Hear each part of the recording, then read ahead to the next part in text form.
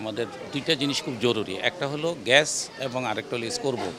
যেহেতু এটা চলবে না, অলরেডি এটা আমার কাছে মনে হচ্ছে এটা পরিত্যক্ত হয়ে গিয়েছে। তো সেই ক্ষেত্রে এই দুইটা বিষয়কে আমাকে একটু হেল্প করার জন্য, তো উনি একটা ব্যাপারে বলছেন যে স্কোরবোর্ড আমরা দেখবো, ইনশাল্লাহ এইটাও দেখব।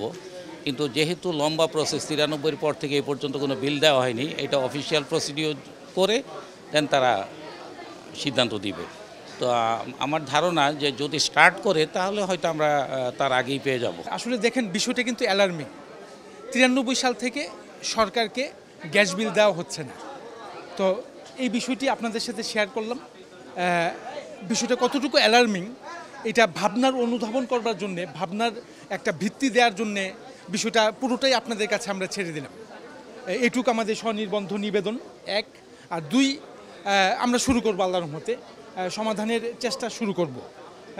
মানে কতটুকু সফল হবো জানি না, কিন্তু এটুকু বলতে পারি যে আমরা সমাধানের চেষ্টা শুরু করব। সাব গেমসের প্রথম পর্বের প্রশিক্ষণের জন্যে আমরা যুব ক্রীড়া মন্ত্রণালয় থেকে এনএসসির অনুকূলে 6,50,00,000 টাকা বরাদ্দ দেওয়া হয়েছে। আমরা 26টি ফেডারেশনের অনুকূলে আমরা এই টাকা বরাদ্দ দিয়ে ফেলেছি। দ্বিতীয় পর্ব এবং তৃতীয় পর্বের টাকাও আমাদের কাছে আসবে। আমরা চাবো ঠিক একইভাবে এগুলো বরাদ্দ করা হবে।